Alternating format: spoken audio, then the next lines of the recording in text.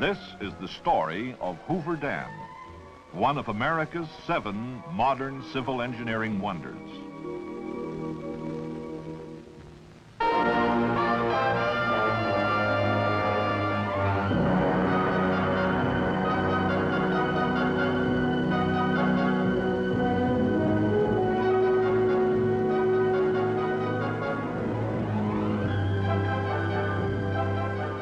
Build a dam in the wilderness and the world will beat a path to it. For many centuries, this was a lonely canyon, unseen and untouched by man, scorched by a desert sun, scolded by an angry river slashing its way to the mother sea. Now it lies peaceful and silent, except for the gentle hum of a hydroelectric power plant, the bubbling up of water as it leaves mighty turbines, the cheerful sounds of America and the world on the move to see this pioneer multi-purpose reclamation project man built in Black Canyon. Millions come to this once desolate spot to see this engineering wonder, to hear the story of Hoover Dam. Ladies and gentlemen, we're now standing on the powerhouse ramp 560 feet below the top of the dam. This is Black Canyon, where Nevada and Arizona meet, where the Colorado River once flowed uncontrolled. Here is where man conquered this mighty river, placing a concrete yoke about its neck to harness its tremendous water and power resources. The water that flows through the canyon. Through the ages, the river has gathered to its bed the snow-fed rivulets of the Rockies, flowing southwestward in its wild 1,400-mile descent to the Pacific Ocean, gouging great canyons, piling up great deltas of silt in the valleys. Early settlers were at the mercy of this untamed giant. Melted snow from the mountains each spring swelled the Colorado River into a raging torrent, flooding fertile valleys along its banks, destroying farmlands, homes, and cities. In 1905, the Colorado cut through its banks below the Mexican border and for 2 years poured unchecked into the Salton Sink, forming an inland sea. After each spring's flood, when the river had spent its fury, it dried to a trickle. Crops withered and died. Man and his livestock thirsted. All living things suffered. Settlers along the river were discouraged and aroused. Some gave up and went elsewhere. Others stayed to fight.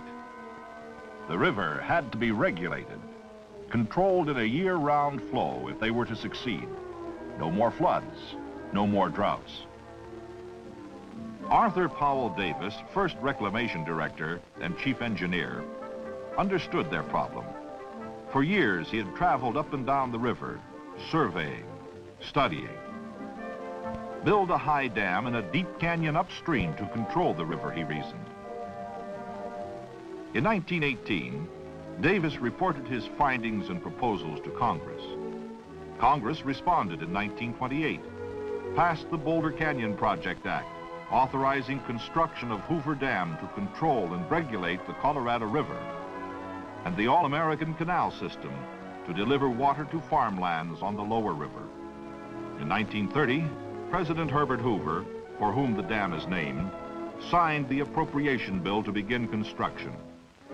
Under a contract awarded in March 1931 to 6 companies incorporated, a combine of 6 major construction firms, men and machines went to work to build this dam of unprecedented size, this modern civil engineering wonder. Reclamation engineers rushed to completion specifications and design drawings. Crews at the dam site completed their surveys and investigations. The thunder of man's determination to conquer the Colorado reverberated between the sheer cliffs of Black Canyon as construction got underway. The first major task was to divert the river around the dam site. To do this, 4 tunnels, 2 on each side, were drilled through the canyon walls. Each 56 feet in diameter, they averaged 4,000 feet in length. Drill holes were packed with dynamite and blasted. After each explosion, shovels and trucks entered the tunnels, mucked out the shattered rock, and dumped it in nearby gulches. Workmen excavated over 1.5 million cubic yards of blasted rock material from the 4 tunnels in 13 months. The tunnels then were lined with concrete 3 feet thick.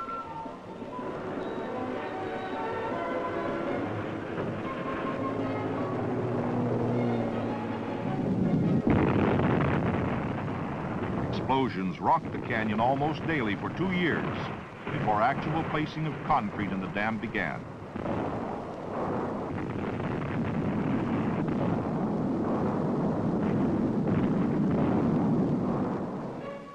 Acrobatic workmen called high-scalers prepared the canyon walls for each blast. Suspended on ropes, they drilled holes in the rock and loaded them with dynamite.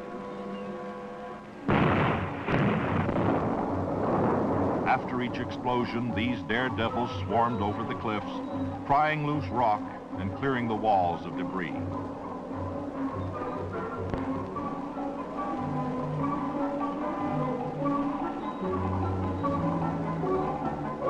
In November 1932, the Colorado River was diverted.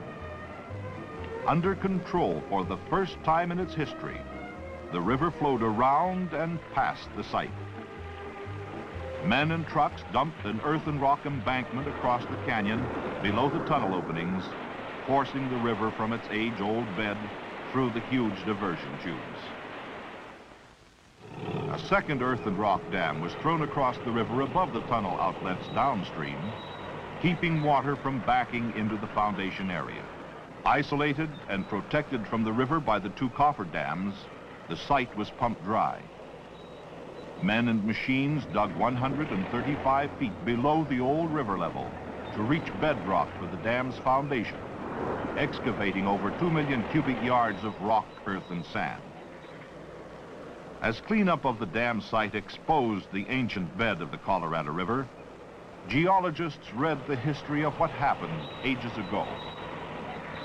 Workmen cleaned and prepared bedrock surfaces to receive the first concrete, assuring utmost stability for Hoover Dam's foundation. 12 miles upstream, drag lines excavated sand and gravel for the dam's concrete from an old streambed deposit on the Arizona side. A train hauled this raw material to an aggregate plant across the river, a few miles above the dam site. Here, the sand and gravel passed through various processes of screening, grading, and washing until it emerged as unexcelled aggregate. Then it was stockpiled according to sizes to await its trip to the dam site. This processed aggregate moved as called for in a steady flow over the railroad to 2 mixing plants, one in the canyon bottom and the other on the Nevada rim. There, sand and gravel were blended with cement into a uniform mix, meeting rigid specifications for the 4.5 million cubic yards of concrete to be placed in the dam structures.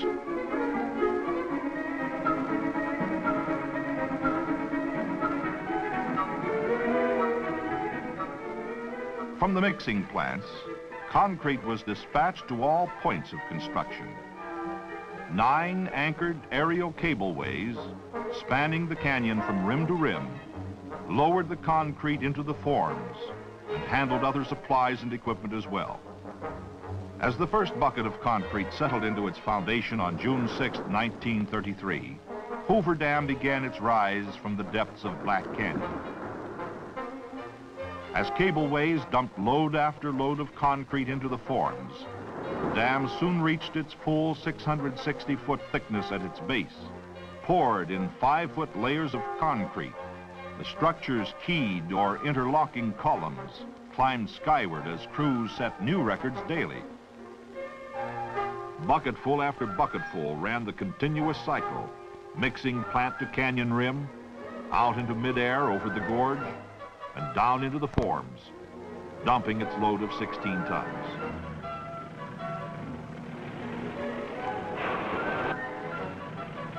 Crews vibrated and compacted the fresh pours, while buckets returned again and again to the mixing plants to be filled with more concrete or other waiting forms. Crews worked under all conditions, all seasons of the year without cessation, rain or shine, day and night.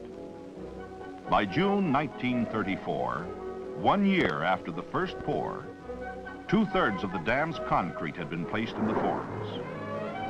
Hoover Dam had risen to an impressive height, already taking its place as one of the world's wonders. As Hoover Dam climbed between its abutments, related structures also took form. At the toe of the dam, the U-shaped power plant to house generating equipment, control and maintenance facilities was built in twin wings, one along each side of the canyon walls. Intake towers, 2 on each side for the power plant's penstock system, climbed as a maze of reinforcing steel and concrete.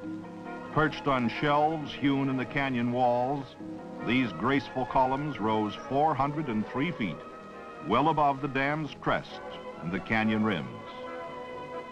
2 giant spillways were set against the canyon walls on each side of the reservoir just above the dam. These high-level controls, each capable of bypassing 200,000 cubic feet of water per second, assure that no water will ever overtop the dam. Water flowing into the basins plunges downward through the spillway tunnels to enter the river below the dam. 100-foot-long drum gates on the spillway's crests rise during flood stage to give the reservoir an additional 16 feet of storage. Hoover Dam's penstock system called for pipes of unprecedented size, ranging from 8 1/2 to 30 feet in diameter and 5/8 to 2 3/4 inches in thickness. As it was not possible to ship units of this size across country, steel plate was brought from eastern rolling mills. A steel fabrication plant, erected especially for this job near the dam site, rolled and assembled the nearly 3 miles of pipe installed in the canyon wall tunnels. As in all unprecedented phases of Hoover Dam's construction, fabrication of the pipe sections required special machinery and equipment. Edges of the dimension plates were shaped on a planing machine to assure precision and accuracy of later steps in their manufacture. Then they were bent on a giant press and rolled into circular form. One such plate equaled 1/3 the complete circumference of a finished pipe. 3 of the largest curved plates welded together formed a ring 30 feet in diameter and 11 feet long. 2 of these rings joined made up a section weighing 150 to 184 tons.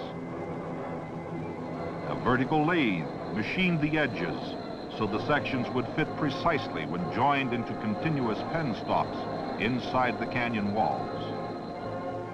A train passing through one of the 30-foot sections reveals their comparative size.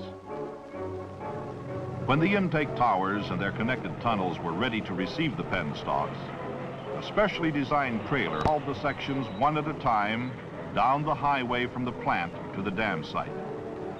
At the canyon rim, a 150-ton cableway relieved the trailer of its tremendous burdens, swung the pipe sections out over the gorge, and lowered them under absolute control.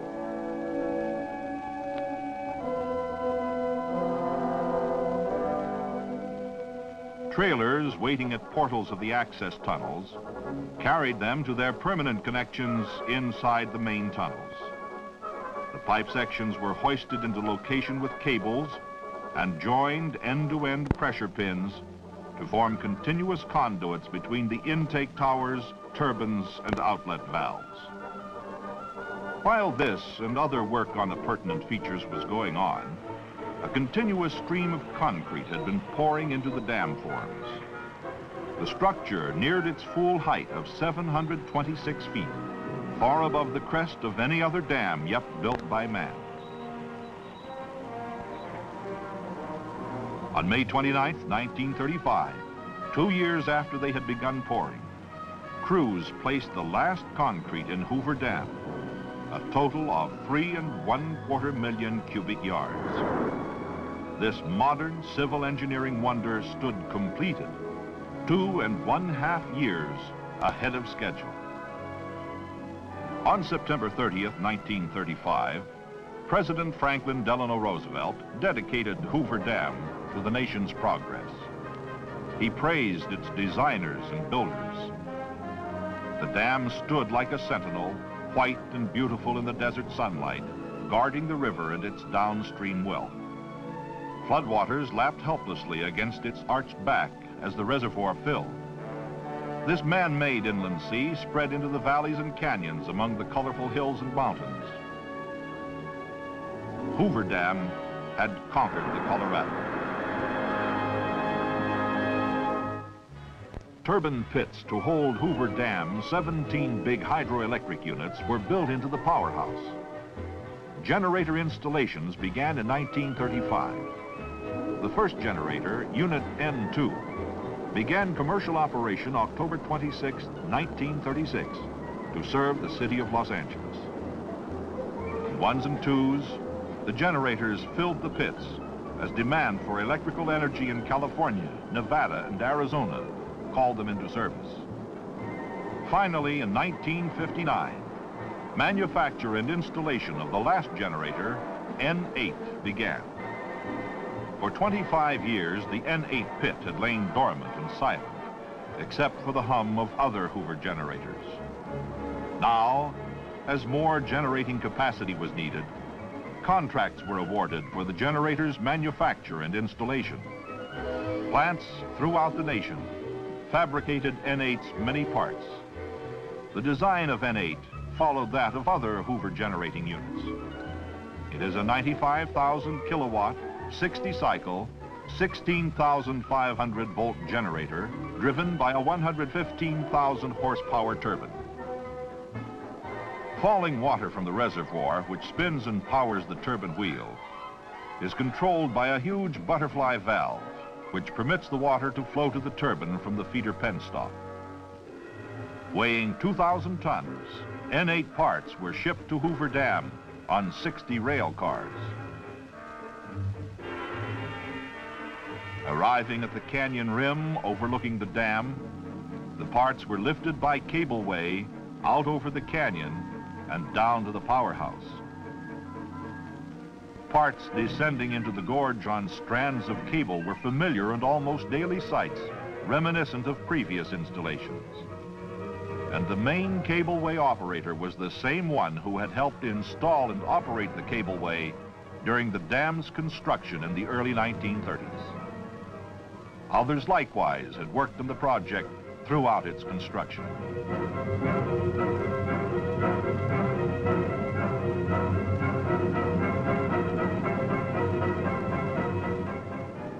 Inside the Nevada wing of the powerhouse, technicians assembled and installed the mass of electrical cargo. Crews prepared the N8 pit to receive the new generating unit. They removed temporary slabs over the turbine and relief valve outlets to the tail race or river. Liners assembled in these openings were set in concrete. The turbine's scroll case sections were lowered into the pit. Sections were leveled, bolted together, and aligned. The completed scroll case was then anchored in concrete. Later, the turbine's water wheel, attached to the bottom end of the shaft, was installed inside the case. The butterfly valve was assembled on the generator floor and later connected between the feeder penstock and the turbine's scroll case. Meanwhile, the generator's two main parts, the rotor and stator, took form. Steel lamination plates were stacked around the rotor and stator frames. Coils were locked into place and electrical connections were made. The powerhouse's overhead cranes lifted the completed 254-ton stator from its erection bay and carried it gently to its foundation over the turbine pit, where it was lowered and bolted into place. The 466-ton rotor was moved from its erection bay and lowered inside the stator. The The rotor was then joined to the turbine water wheel by a 38-inch diameter shaft, 63 feet long. Guide and thrust bearings and other parts were added to complete the assembly. After test runs, N8 went on the line December 1st, 1961, to serve the state of Nevada and to complete the Hoover power plant, raising its capacity to 1 1/3 million kilowatts, keeping it as one of the world's largest hydroelectric installations. As the last sounds of construction faded into history, Hoover Dam had cost $175 million. Less a deferred payment of $25 million allocated to flood control, Hoover Dam's cost is being returned to the federal treasury at 3% interest from the sale of hydroelectric power. Hoover Dam has fulfilled the hopes and expectations of those who envisioned this great reclamation project. Colorado River waters that once destroyed man and his property now serve him. The Colorado pours its waters into Lake Mead, named for Dr. Elwood Mead, Reclamation Commissioner during construction. Lying calmly behind the dam, these waters await need by downstream users. Water is released through the Hoover power plant turbines in a year-round flow to irrigate over 1 1/4 million acres of desert land, serve municipal and industrial needs of the Pacific Southwest, generate hydroelectric energy, and provide various other multi-purpose benefits. The clear waters of Lake Mead have opened up a vast new recreational fish and wildlife vacation land for America.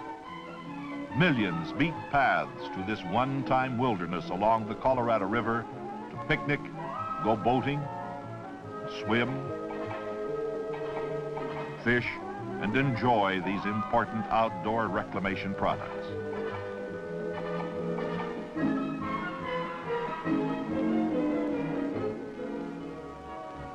Hoover Dam and its power plant work around the clock to serve water and power needs of the Pacific Southwest. Water from Lake Mead, passing into the intake towers, falls over 500 feet through the penstocks to spin the giant turbine wheels and then discharge to the river. This action is repeated at downstream reclamation dams. Transformers step up Hoover Dam voltage as it comes from the generators. Lines carry this power up over the powerhouse roof to the switchyard. From there, it is transmitted over lines across the desert. The river flows southward, and along the way, man diverts from the controlled stream to sustain his prosperous way of life. 67 miles downstream, Davis Dam re-regulates the Colorado's flow, releasing water through its power plant turbines to irrigators in this country and Mexico. Davis Dam generators interconnect with those at Hoover Dam upstream and those at Parker Dam downstream. This energy goes out over transmission lines of the Parker-Davis project to farms, homes, and factories. Much of this Colorado River energy pumps the farmers' irrigation and drainage water. Parker Dam, 155 miles downstream from Hoover Dam, was built with funds advanced by the Metropolitan Water District of Southern California. Parker Dam provides a forebay for the district's Colorado River Aqueduct, another one of America's 7 modern civil engineering wonders. Electrical energy from Parker and Hoover power plants pumps water along the aqueduct. This waterway delivers municipal and industrial supplies to the Los Angeles and San Diego coastal areas. Parker Dam also controls floods. Below Parker Dam, Headgate Rock Dam diverts water to Colorado River Indian Reservation lands in Arizona. And farther downstream, the Palo Verde Diversion Dam sends water to the Palo Verde Irrigation District, oldest irrigation development on the Colorado River. At Imperial Dam and Desilting Works, 300 miles downstream from Hoover Dam, Colorado River water enters river-sized canals to irrigate farmlands in California and Arizona. The All-American Canal System carries part of the Colorado's flow westward to the Yuma, Imperial, and Coachella valleys. When water reaches its farthest point on this canal system, it has traveled nearly 500 miles after leaving Hoover Dam and has required 10 days to make the trip. The Gila Gravity Main Canal takes water from Imperial Dam south and east to valley and mesa lands of the Gila and Yuma auxiliary projects. Mexico's share of Colorado River water to irrigate lands below the border passes Imperial Dam, and most of it is diverted at Morelos Dam into the Alamo Canal. The non-surplus food, fiber, and forage crops grown on lands nourished by water from Hoover Dam find ready markets throughout the nation. While snow-covered lands lie idle, winter fruits and vegetables grown in the warm southwest with Colorado River water are shipped to dinner tables across the nation. In return, these irrigated areas buy farm machinery and other products from the manufacturing centers.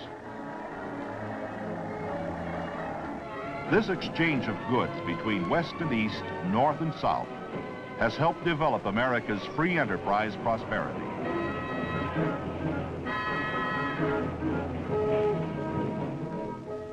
Hoover Dam has pointed the way to the fullest utilization of the Colorado River's resources. Man is adding other mighty reclamation projects to the stairway of dams on the Colorado River.